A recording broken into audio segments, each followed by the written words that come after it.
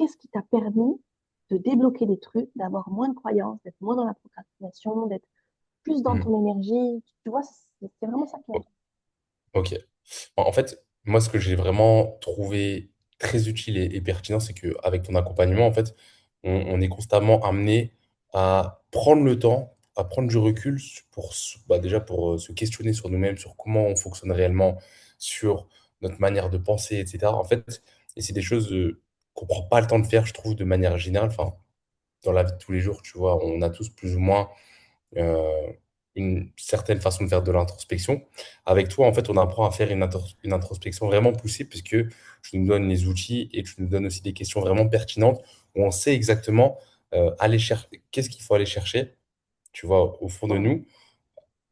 Et en fait, avec toi, on va vraiment approfondir ces recherches sur nous-mêmes. Donc, on se connaît d'autant plus.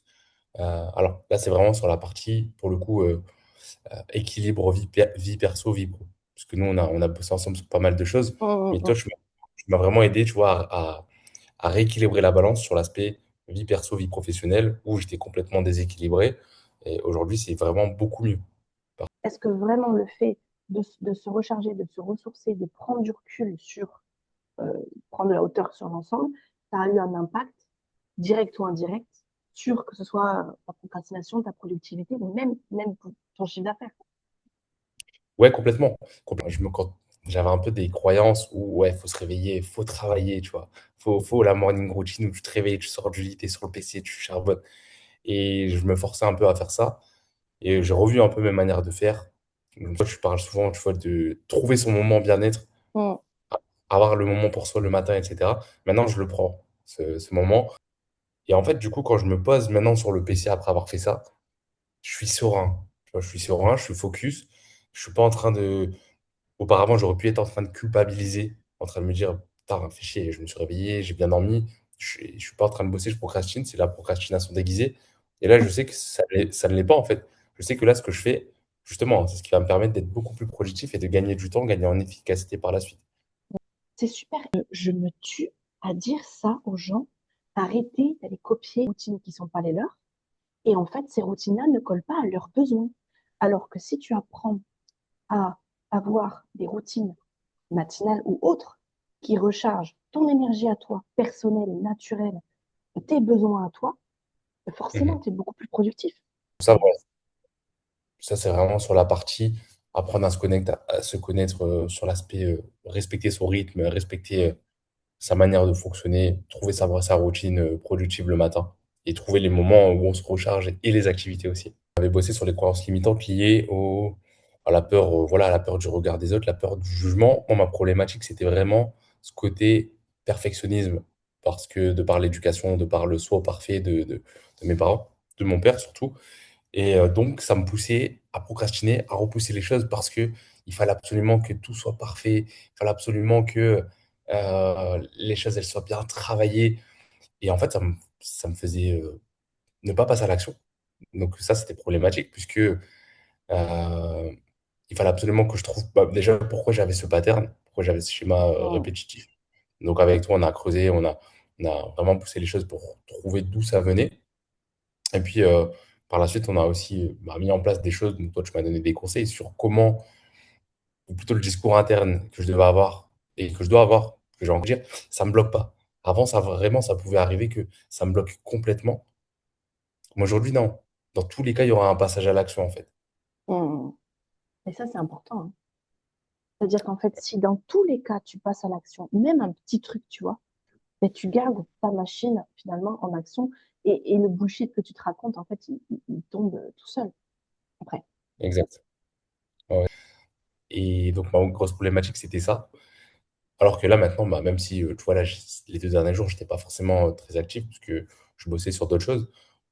Là, j'ai reposté des stories, j'ai reposté du contenu, enfin, j'ai pas eu de soucis. Là où avant, j'aurais eu l'impression de tout recommencer de zéro. Mais là, voilà, j'ai plus du tout ces problématiques-là, en tout cas. Les gens, ils se rendent pas compte à quel point les blocages internes, c'est ce qui les empêche de se montrer sur les réseaux, d'aller peut-être faire ceux qui n'ont pas de 7 heures, d'aller démarcher par DM sur Instagram, Hmm. de closer, d'afficher leur prix, etc. Ouais, ouais, c'est totalement. C'est Mais marrant parce que tu as parlé du setting. Tu sais que moi, au tout début, quand j'ai commencé à travailler avec un setter, j'osais même pas regarder les conversations qu'il faisait. Parce que, même, parce que je n'osais même pas regarder parce que pour moi, c'était trop intrusif. Bon, je pense qu'il y avait un problème aussi de perception des choses, mais pour moi, c'était trop. euh, Ça nuisait trop, ça pourrait trop nuire à mon image. Tu vois, encore une fois, ce truc de perfectionnisme, etc. Euh, et maintenant, maintenant non, enfin, je m'en fiche complètement parce que je sais que, tu vois, quand je fais de la prospection, etc., bah, déjà, je sais ce que je peux apporter en termes de valeur. J'ai conscience de la valeur de mon accompagnement et de ce que je peux apporter aux personnes. Donc, je pense qu'avant, il y avait aussi un problème à ce niveau-là. ouais, d'estime personnelle, bah oui. Ouais, totalement. Limite, enfin, maintenant, j'ai plus du tout de soucis par rapport à ça. Et au contraire, parce que je sais que le, l'intention, en fait, initiale, elle est positive. Donc, ouais, c'est vrai que ça, j'y pense maintenant parce que tu le mentionnes, mais il y a eu un gap de malade maintenant. Alors, moi, ça, je sais pas si tu peux le dire, mais genre maintenant, même si voilà, je fais de la prospection et je me fais bloquer, bah, je m'en fous. Là, dans ton cas, on le voit très clairement. Maintenant que j'ai plus d'estime personnelle, j'ai conscience de la valeur de ce que j'apporte, du coup, je suis Mhm. capable d'aller prospecter, me faire bloquer. Je suis OK avec le rejet de l'autre. Et en plus, je close parce que du coup, comme j'ai conscience de la valeur de ce que j'apporte, ben, je vends, puisque je suis déjà convaincue. Exact, exact. Bah, c'est pas des sujets qui sont vraiment beaucoup abordés hein, quand on commence le business. Tu sais, il y a un peu ce truc mindset, etc. Ouais, faut avoir le mindset. Faut, euh, Enfin, il y a plein de petits conseils un peu bateaux, tu vois, je trouve, que tu peux trouver sur Internet ou même dans des accompagnements, etc. Mais c'est jamais aussi poussé que toi, ce que tu fais, par exemple. Et, euh, et je pense qu'il y a ce truc, vu que c'est un peu, les conseils sont un peu les mêmes partout, au bout d'un moment, tu as l'impression de savoir, en fait. Mm. T'as l'impression. T'as vu telle phrase chez tel entrepreneur, t'as vu telle phrase chez, je sais pas, chez Yomi Denzel, t'as vu ça chez Alex Hormozy, etc. Et tu te dis, ouais, c'est bon. J'ai entendu 15 fois, je sais le faire. Sauf que c'est pas la réalité.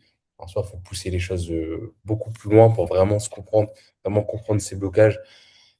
C'est pas juste une phrase bateau de mindset qui va lever ça. Un peu comme toi, tu m'as fait faire, par exemple, bah, moi, j'ai jamais trop aimé, tu vois, les affirmations positives. J'avais déjà essayé, ça n'avait pas marché. À la place, tu m'as fait remplacer ça par les intentions. Mm. Et c'est complètement différent. Qu'est-ce que tu dirais à un entrepreneur qui a acheté plusieurs accompagnements business et qui cherche, qui a du mal à scaler ou que son business il va pas, et qui cherche encore dans les stratégies?